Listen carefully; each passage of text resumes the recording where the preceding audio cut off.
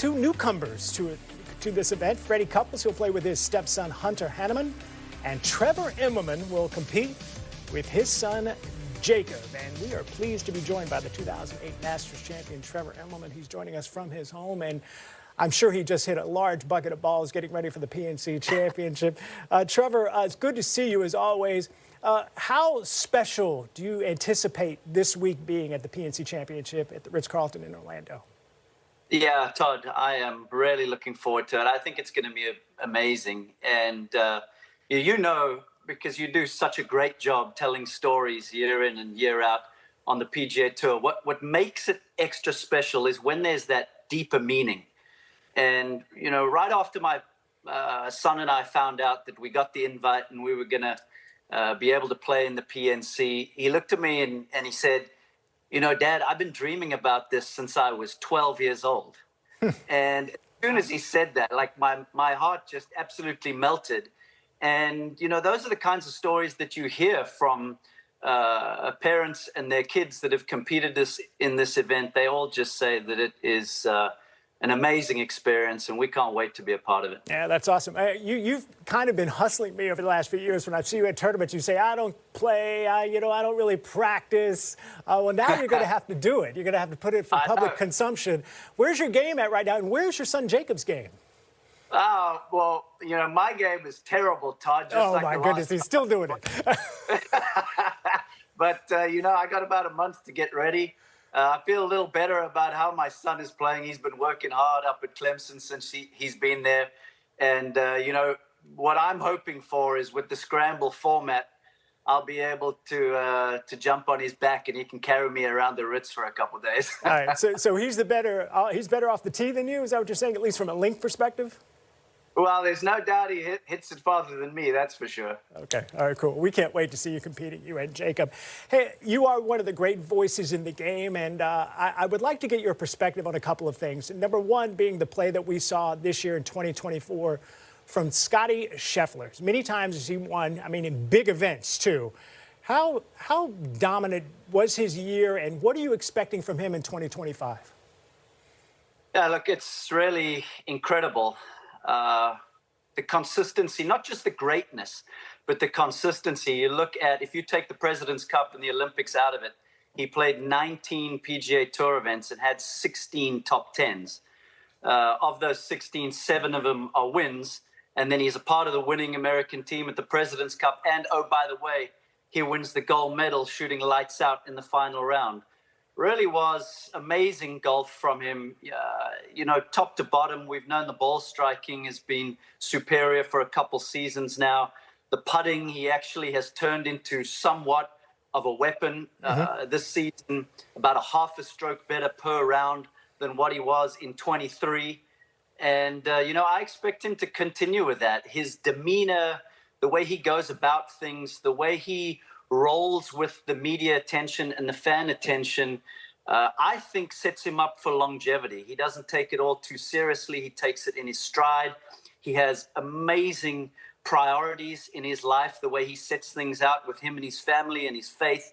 And, man, I don't see this train stopping anytime soon, Todd. Yeah, I'm in agreement with you. Of course, Xander Schauffele had a breakout year, winning 2 major championships as well. But we talked about Rory McIlroy earlier in the show, winning the race to Dubai for the 6th time. He's had quite an interesting 2024. Played a lot of golf, but it has been kind of peppered with some disappointment, specifically at the U.S. Open. As you look back on 2024, how would you rate his year, and what are you expecting from Rory in 2025? Well, it's so tricky when you give Rory a grade because we've become so accustomed to him being so good for such a long period of time that he can win 4 times worldwide this year. And we're like, you know, is it a B? Is it a B+? And that just is a testament to how amazing of a golfer he is. But saying that, when I look back at 24, the opportunity at the U.S. Open just sticks out like a sore thumb. Just heartbreaking for him to come up short there.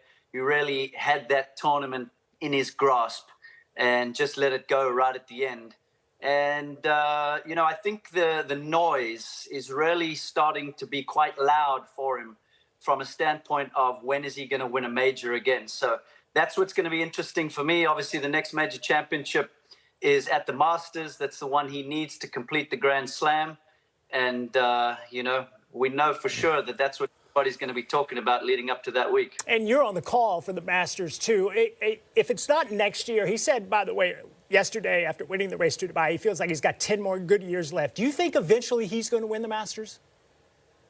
I really do, Todd. You know, at some point he's going to run into a hot putter the week of the Masters. He has everything that he needs to win at Augusta National. In a lot of ways, it reminds me of Ernie Els when he was in his prime, and you just felt like he was absolutely going to be able to get it done. But with Rory, I just feel like at some point he's going to run into a week where he makes a few 20 and 30 footers. And we've seen in the past before, you know, he's not afraid to go ahead and win by many strokes. He's won a few major championships by more than a handful of shots. So I feel confident, but I'm a huge Rory McIlroy fan, but I feel confident that he's going to get it done at some point. But let me tell you, every year that he doesn't get it done, that pressure is just starting to heap and heap and heap on top of him. Yeah, I agree. I want to talk to you about something that has become a news item over the last month. Actually, the PGA Tour Policy Board is meeting on Monday to vote on a proposal which is going to reduce field sizes, and it's also going to reduce exemptions for players in the next season. The top 125 in the FedEx Cup standings as of now are eligible to play next year as full members, but they want to reduce that from 125 to 100. Do you think that's a disruption amongst the membership there on the PGA Tour? Well, you know, the answer would be yes, it is a disruption. The real question is this the right or the wrong thing to do? And, you know, maybe I sound like a bitter old tour pro that's not on tour, but, you know, I feel like the time is right to lean things down a little bit and, you know, really find a way to get this game to move quicker. At the end of the day, that's going to be down to the players. They need to see it and take that amongst themselves and really get to playing a little faster. There's no reason at all that we can go out there and not finish a round of golf in a day if there's no weather delays. And for shrinking the fields, I think that really helps that situation. And also, you know, what I'm hoping for is a little more churn back and forth between the Korn Ferry Tour, the DP World Tour, players coming in and out, being able to spot new talent. We've seen how great PGA Tour U has been over the last couple seasons. So let's get a little more churn in there and really start to see how competitive we can get on the PGA Tour and see who can keep it going. But let me tell you something. To be able to stand up toe-to-toe with guys like Scottie Scheffler and Xander Schauffele right now, you're going to have to bring your best stuff. Yeah, the game's in a good spot with those top stars, and it's always a good spot having you as part of the golf space as well. Trevor, it is always wonderful to catch up with you. I cannot wait to see you at the Ritz-Carlton Grand Lakes next month with your son Jacob competing in the PNC Championship. Keep practicing, and we'll see you there. I will be. Thanks, Todd. Good to catch up with you.